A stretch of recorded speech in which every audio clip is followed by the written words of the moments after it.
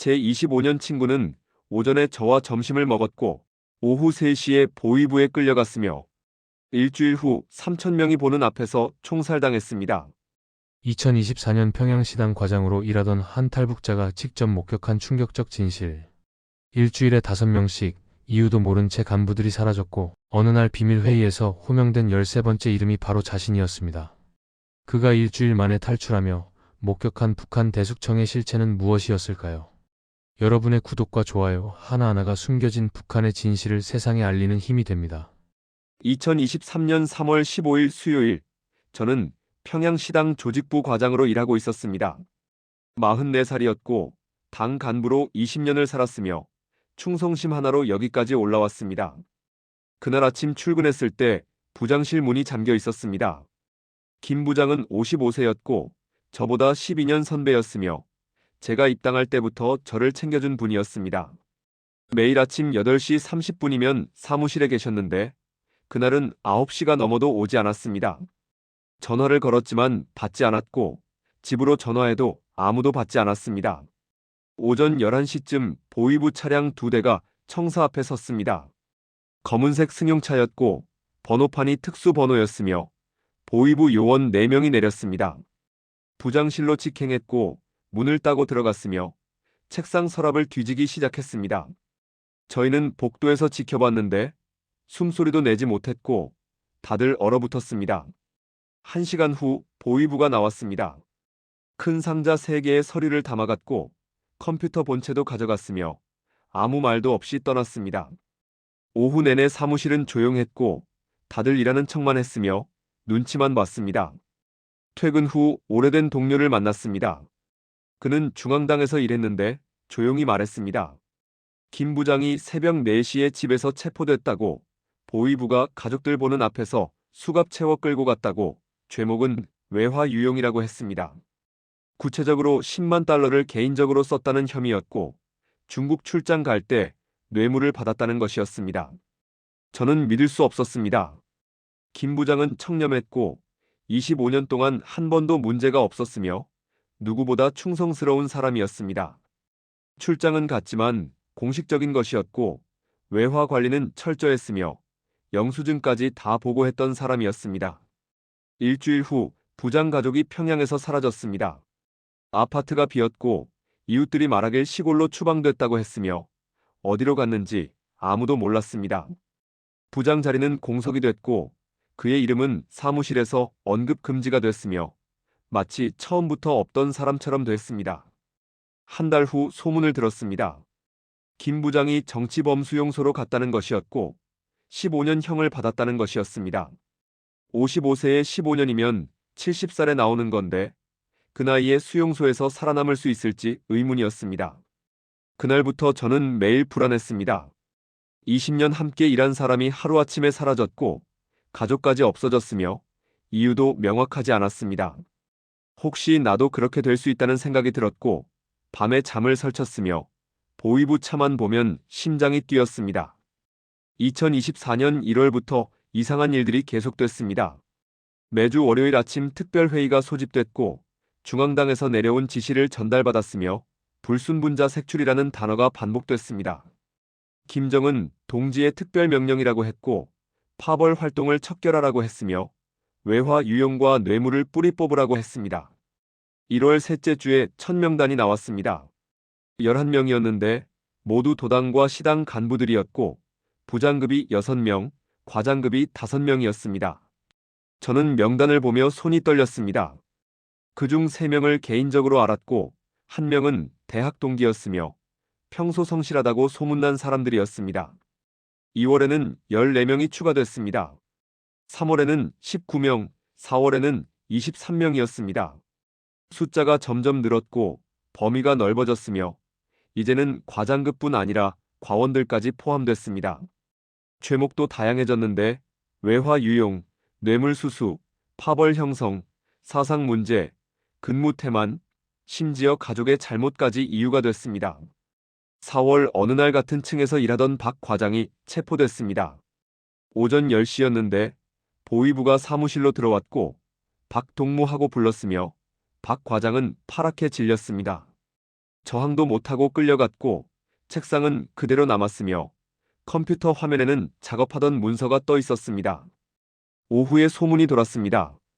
박 과장이 중국 친척과 연락했다는 것이었고 외화를 받았다는 것이었으며 금액은 5,000달러라고 했습니다. 하지만 저는 알고 있었습니다.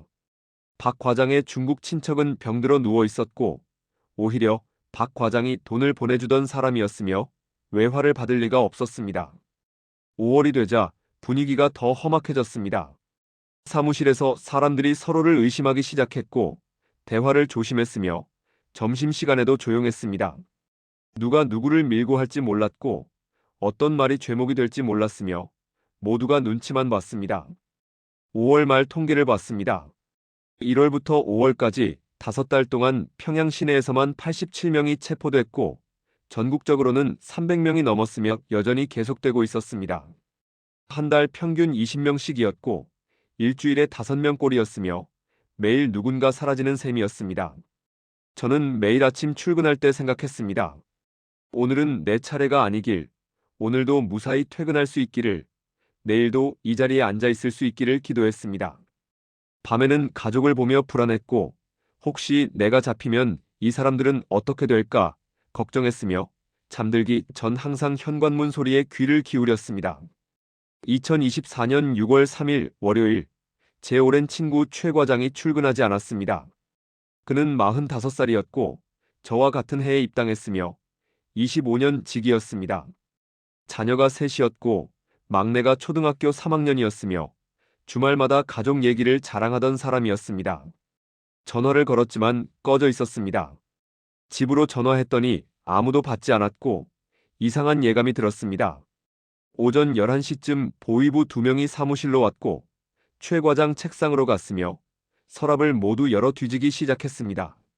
1시간 동안 서류를 샅샅이 뒤졌고 컴퓨터 하드를 뽑아갔으며 개인 물건까지 봉투에 담아갔습니다. 저는 옆 책상에 앉아 있었지만 아무 말도 할 수 없었고 보위부 요원이 저를 쳐다볼 때마다 식은땀이 났으며 관련자로 의심받을까 두려웠습니다. 그날 저녁 다른 친구한테서 문자가 왔습니다. 최가 새벽에 잡혀갔대. 집 앞에 보위부 차 세대. 아이들 우는 소리 들렸대. 죄목은 중국 밀거래래. 짧은 문자였지만 충격이었습니다. 중국 밀거래라는 게 구체적으로 무엇인지 몰랐지만 그걸로 체포될 줄은 몰랐습니다. 일주일 후 공개처형 공지가 붙었습니다. 6월 10일 오전 10시 시내 중앙운동장 반역자 처형식이라고 적혀 있었습니다. 주민 3,000명 동원 명령이 떨어졌고 불참하면 문제가 된다고 했으며 저도 가야 했습니다. 그날 아침 운동장에 도착했습니다. 이미 수천 명이 모여 있었고 보위부와 군인들이 둘러서 있었으며 단상에 마이크가 설치돼 있었습니다. 오전 10시 정각 트럭 한 대가 들어왔습니다. 최 과장이 뒷짐진 채 내렸습니다. 얼굴이 퉁퉁 부어 있었고 한쪽 눈이 멍들어 있었으며 입술이 터져 있었습니다. 고문당한 흔적이 역력했고 걸음걸이가 비틀거렸으며 군인 2명이 양쪽에서 붙잡고 끌고 왔습니다. 확성기에서 죄목이 낭독됐습니다. 최땡땡은 2022년부터 2024년까지 중국 무역상과 결탁하여 국가 물자를 빼돌렸으며 뇌물 3만 달러를 받았고 외화를 사사로이 착복했으며 인민을 기만하고 당을 배신한 역적이다. 낭독이 10분이나 이어졌고 죄목이 끝없이 나왔으며 군중은 숨죽이며 들었습니다. 최 과장이 무릎 꿇었습니다. 군인이 뒤에 섰고 총을 들었으며 방아쇠를 당겼습니다. 총성이 울렸고 최 과장이 앞으로 쓰러졌으며 피가 흘렀습니다. 군중은 조용했고 아무도 소리내지 않았으며 저는 다리가 후들거렸습니다. 25년 친구였습니다. 함께 입당했고 함께 승진했으며 자녀들 돌잔치에도 서로 갔던 사이였습니다. 그 사람이 죄를 지었을 리 없었고 3만 달러를 받았을 리 없었으며 누명이라는 걸 알고 있었습니다. 하지만 아무도 말하지 못했고 모두가 침묵했으며 최 과장은 그렇게 사라졌습니다. 그날 밤 악몽을 꿨습니다. 제가 무릎 꿇어 있었고 총구가 제 뒤에 있었으며 깨어나서 온몸이 땀으로 젖어 있었습니다. 2024년 7월 5일 금요일 오후 3시 긴급 비밀회의 소집 명령이 떨어졌습니다. 평양시당 간부 50명만 참석하라고 했고 장소는 중앙당 지하 회의실이었으며 휴대전화 반납 후 입장이었습니다. 이런 회의는 처음이었고 불길한 예감이 들었습니다. 지하 3층 회의실은 창문이 없었습니다. 형광등만 켜져 있었고 의자가 50개 일렬로 놓여 있었으며 앞에 단상이 있었습니다. 보위부 고위 간부가 들어왔고 서류 뭉치를 들고 있었으며 표정이 차가웠습니다. 동무들 김정은 동지의 특별 지시로 이 자리에 모였습니다. 오늘 발표하는 명단은 국가기밀이며 이 자리에서 들은 내용을 밖에 말하면 그 자체로 반역죄입니다. 목소리가 낮았고 회의실은 정적에 휩싸였으며 저는 심장이 빨리 뛰기 시작했습니다. 다음 숙청 대상자 명단입니다. 총 18명입니다. 서류를 펼쳤고 읽기 시작했습니다. 첫째, 강땡땡, 도당 부장. 둘째, 리땡땡, 시당 부장. 셋째, 김땡땡, 군당 책임비서. 이름이 하나씩 호명됐고 저는 귀를 기울였으며 10번째까지는 모르는 사람들이었습니다. 11번째, 정땡땡, 시당 과장. 제 옆자리에 앉은 동료였습니다. 그가 숨을 헐떡였고 얼굴이 새하얗게 변했으며 몸이 떨리기 시작했습니다. 12번째, 황땡땡, 시당 부장. 제 직속 상사였습니다. 제가 매일 보고하는 사람이었고 같은 사무실을 쓰는 사람이었으며 다음 주에 함께 출장 가기로 한 사람이었습니다. 13번째, 목소리가 들렸습니다. 저는 숨을 멈췄습니다. 박땡땡, 시당 과장. 제 이름이었습니다. 귀가 멍했고 심장이 터질 것 같았으며 주변이 흐릿해졌습니다. 보위부 간부가 저를 쳐다봤고 몇 초간 눈이 마주쳤으며 그는 다시 서류로 눈을 내렸습니다. 나머지 5명의 이름도 호명됐지만 귀에 들어오지 않았습니다. 회의가 끝났고 일주일 내 순차적으로 조치할 것이라는 말만 들렸으며 사람들이 일어나 나갔지만 저는 움직일 수 없었습니다. 화장실로 갔습니다.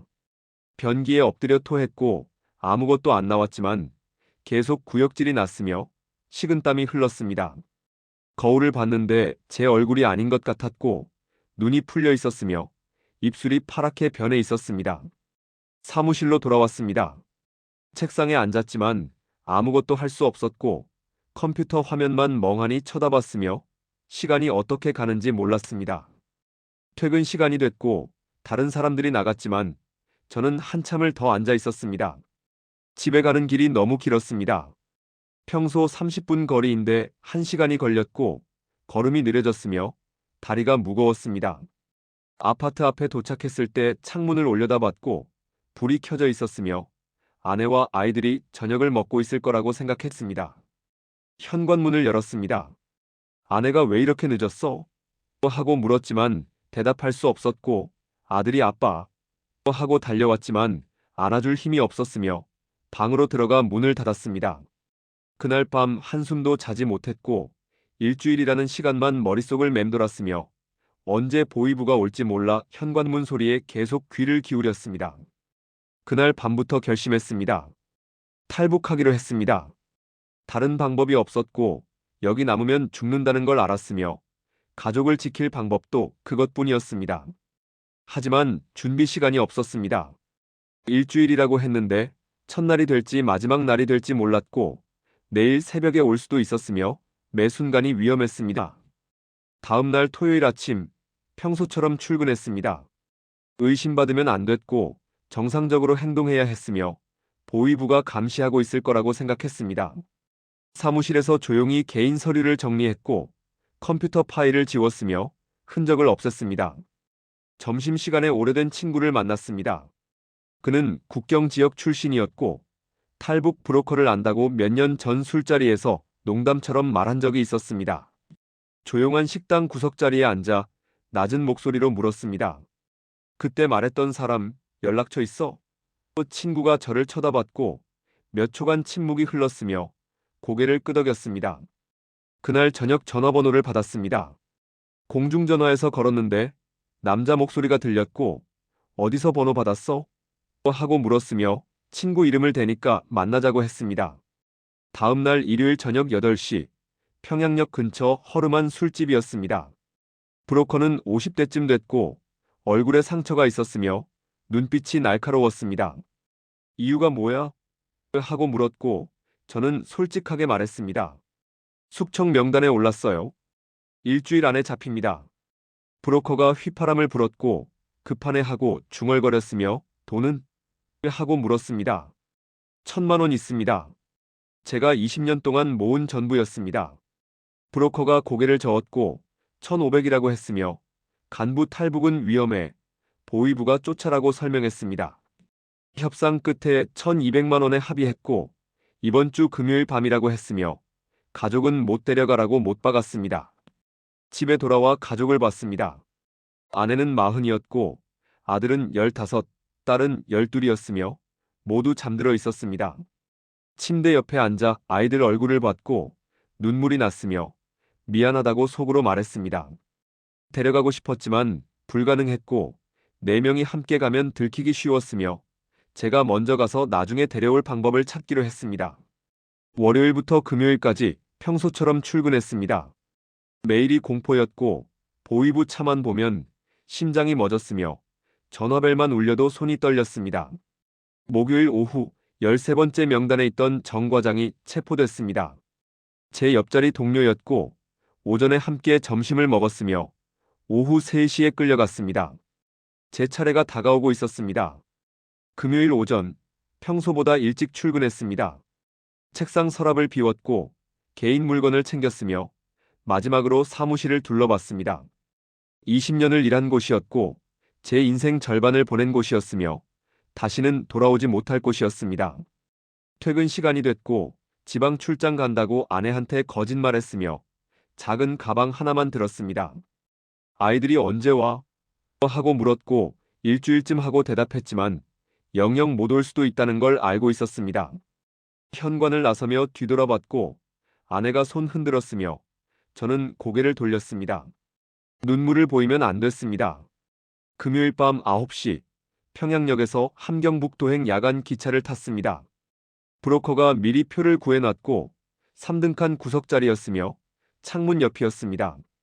기차는 10시에 출발했고 도착은 다음 날 오전 10시였으며 12시간이었습니다. 객차에는 사람이 많았습니다. 농민들, 장사꾼들, 군인들이 섞여 있었고 냄새가 났으며 시끄러웠습니다. 저는 가방을 꼭 안고 앉았고 창밖만 쳐다봤으며 눈을 감지 못했습니다. 혹시 검문이 나올까봐, 혹시 보위부가 탔을까봐 매 순간이 긴장이었습니다. 새벽 2시쯤 영무원이 검표하러 왔습니다. 표를 보여줬고 신분증을 요구했으며 저는 떨리는 손으로 건넸습니다. 영무원이 신분증을 들여다봤고 제 얼굴과 비교했으며 몇 초가 영원처럼 느껴졌습니다. 출장이에요? 하고 물었고 네 하고 대답했으며 다행히 넘어갔습니다. 새벽 5시쯤 중간역에 정차했습니다. 보위부 2명이 올라탔고 객차를 둘러봤으며 수상한 사람이 있는지 확인했습니다. 제 쪽으로 걸어왔고 옆을 지나갔으며 저는 숨도 쉬지 않았습니다. 다행히 그냥 지나갔고 다음 칸으로 갔으며 저는 안도의 한숨을 쉬었습니다. 오전 10시 30분 함경북도 청진역에 도착했습니다. 플랫폼에 내렸고 브로커가 기다리고 있었으며 눈짓으로 따라오라고 했습니다. 택시를 탔고 온성까지라고 했으며 국경 마을이었습니다. 2시간을 달렸고 길은 험했으며 차가 덜컹거렸습니다. 온성 마을 외곽 작은 집에 도착했습니다. 브로커 집이었고 다른 탈북자 3명이 더 있었으며 모두 40대에서 50대 남자들이었습니다. 서로 말은 하지 않았지만 눈빛으로 알 수 있었습니다. 모두 비슷한 이유로 왔고 모두 도망치는 사람들이었으며 모두 절박했습니다. 브로커가 설명했습니다. 오늘 밤 자정에 출발해 두만강까지 걸어서 2시간, 강은 무릎까지 차. 10분 안에 건너야 해. 순찰대가 30분마다 지나가거든. 중국 쪽에 사람 대기해. 차 타고 연길로 가. 짧고 명확했고 질문받지 않았으며 다들 고개만 끄덕였습니다. 저녁을 먹었지만 넘어가지 않았습니다.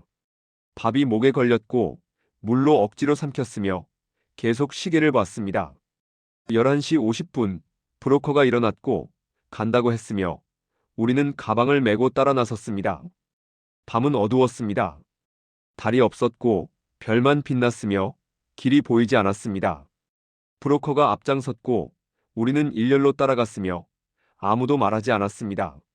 2시간을 걸었고 숲을 지나고 언덕을 넘었으며 다리가 아팠지만 멈출 수 없었습니다. 새벽 2시쯤 강소리가 들렸습니다. 브로커가 손을 들어 멈추라고 했고 귀를 기울였으며 순찰대 소리를 확인했습니다. 멀리서 개 짖는 소리가 들렸고 군인 목소리가 희미하게 들렸으며 지나갔습니다. 지금 브로커가 속삭였고 우리는 뛰기 시작했습니다. 강둑으로 내려갔고 물에 발을 담갔으며 차가웠습니다. 무릎까지 찼고 바닥이 미끄러웠으며 비틀거렸지만 계속 걸었습니다. 중간쯤 왔을 때 뒤에서 호루라기 소리가 들렸습니다. 순찰대였고 우리를 봤으며 고함이 들렸습니다. 거기서 하지만 멈출 수 없었습니다. 계속 걸었고 뛰었으며 반대편에 도착했습니다. 중국 땅을 밟았습니다. 뒤돌아보니 북한 순찰대가 강 건너편에서 손전등을 비추고 있었고 하지만 건너오지는 않았으며 저는 살았습니다. 중국 쪽에 대기하던 차가 있었습니다. 낡은 승합차였고 조선족 운전사였으며 말없이 문을 열어줬습니다. 4명이 타고 숨죽이며 앉았으며 차는 즉시 출발했습니다. 연길까지 3시간이었고 새벽 5시쯤 도착했으며 작은 여관이었습니다. 방 하나에 4명이 들어갔습니다. 창문에 커튼을 치고 불을 끄고 숨었습니다. 밖에 나가면 안 된다고 했고 공안에 걸리면 북한으로 송환된다고 했으며 며칠 동안 여기 있어야 한다고 했습니다. 침대 2개와 바닥에 이불 2이었고 화장실 하나를 공유했으며 좁았습니다.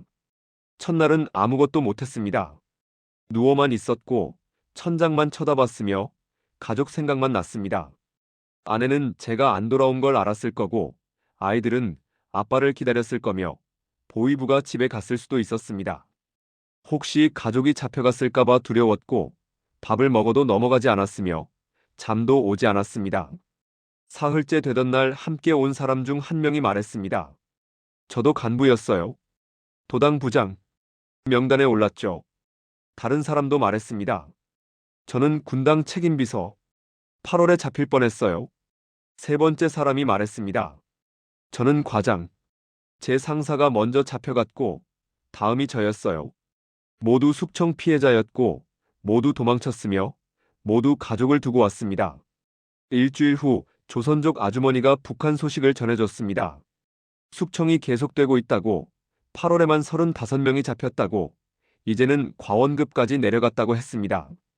제 이름도 거론됐다고, 도주자로 수배됐다고, 가족은 평양에서 추방됐다고 했습니다. 그 말을 듣는 순간 주저앉았습니다. 가족이 추방됐다는 건 시골로 보내졌다는 것이고 감시 속에 산다는 것이며 제 죄 때문에 고생한다는 것이었습니다. 죄책감이 밀려왔고 제가 살기 위해 가족을 버렸다는 생각이 들었으며 눈물이 났습니다. 한 달이 지나고 9월이 됐습니다. 브로커가 다시 연락했고 베이징으로 이동한다고, 한국 대사관으로 간다고, 거기서 비행기 타고 한국 간다고 설명했습니다. 4명이 함께 기차를 탔고 베이징까지 16시간이었으며 중국 공안이 무서워서 화장실도 못 갔습니다. 베이징에 도착했고 한국 대사관 근처 집에 숨었으며 이번에는 열흘을 기다렸습니다. 그동안 계속 북한 소식을 들었습니다. 9월 32명, 10월 28명, 11월 30명이 숙청됐다고, 이제 1000명이 넘었다고, 아직도 계속되고 있다고 했습니다. 12월 초 대사관에 들어갔습니다. 새벽 4시에 담을 넘었고 경비가 나왔으며 탈북자라고 말했습니다. 안으로 들어갔고 이제 안전하다고, 한국 갈 수 있다고 들었습니다. 그 순간 무릎이 꺾였고 바닥에 주저앉았으며 살았다는 실감이 났습니다. 대사관에서 한 달을 머물렀습니다. 조사받고 서류 작성하고 기다렸습니다. 매일 북한 뉴스를 봤는데 숙청 소식은 나오지 않았고 외부에는 알려지지 않았으며 모두 비밀이었습니다. 하지만 탈북자들 사이에선 다 알았고 2024년 대숙청이라고 불렸으며 역사에 남을 거라고 했습니다. 2025년 1월 15일 비행기 표가 나왔습니다. 인천행이었고 마침내 한국에 간다고 자유로운 곳에 간다고 들었지만 기쁘지 않았습니다. 가족 생각만 났고 미안함만 컸으며 이게 맞는 선택이었는지 확신이 서지 않았습니다. 2025년 1월 20일 인천공항에 도착했습니다. 비행기에서 내렸고 한국 땅을 밟았으며 자유를 얻었지만 무겁기만 했습니다. 국정원 차량이 기다리고 있었고 조사시설로 갔으며 2주 동안 신문 받았습니다. 이름, 출신, 직책, 탈북 이유를 말하세요. 조사관이 물었고 저는 모두 말했습니다. 박땡땡, 평양시당 조직부 과장, 숙청 명단에 올라 도주했습니다. 조사관이 눈을 크게 떴고 숙청 명단? 하고 되물었으며 노트북을 꺼냈습니다. 3시간 동안 증언했습니다. 2023년 3월부터 시작된 일들, 김 부장이 체포된 것, 매달 늘어나는 명단, 친구 최 과장의 공개 처형 7월 비밀 회의에서 제 이름이 호명된 것, 모두 자세히 말했습니다. 조사관이 기록했고 날짜와 이름을 확인했으며 이건 중요한 정보입니다라고 말했습니다. 숙청 규모를 추정할 수 있습니까? 조사관이 물었습니다. 평양시당만 87명이었고 전국적으로는 300명 이상일 겁니다. 제가 나올 때까지요. 지금은 더 늘었을 겁니다. 조사관이 고개를 끄덕였고 계속 진행 중이라는 얘기군요라고 중얼거렸으며 더 많은 질문을 했습니다. 2월 초 하나원에 입소했습니다. 석 달 교육을 받았고 한국 생활을 배웠으며 다른 탈북자들을 만났습니다. 그중 5명이 저와 비슷한 이유로 왔고 모두 간부였으며 모두 숙청을 피해 도망쳤습니다. 우리는 밤마다 모여 얘기했고 각자 알고 있는 정보를 나눴으며 숙청 명단을 재구성했습니다. 제가 아는 사람만 50명입니다. 한 사람이 말했습니다. 저는 43명 압니다. 다른 사람이 말했고 저는 87명이라고 했습니다. 합치면 200명이 넘었고 중복을 빼도 150명은 됐으며 이건 우리가 아는 것만이었습니다. 5월 하나원을 수료했습니다. 정착금을 받았고 서울 외곽에 작은 원룸을 얻었으며 혼자 살기 시작했습니다. 무역회사에 취직했고 중국어를 할 줄 안다고 뽑혔으며 월급은 200만 원이었습니다. 평범한 삶이었지만 평범하지 않았습니다. 밤마다 꿈을 꿨습니다. 아내가 나타나 왜 우리를 버렸어?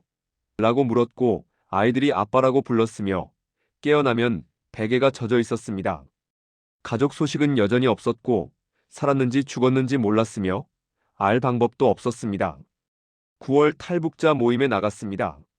2024년 탈북자들이 모여 정보를 나눴고 숙청 피해자가 많았으며 비슷한 이야기를 들었습니다. 저도 명단에 올랐어요. 저는 상사가 먼저 잡혀서 도망쳤어요. 가족을 두고 왔습니다. 모두 같은 상처를 안고 있었습니다. 12월 인권단체 인터뷰 요청이 왔습니다.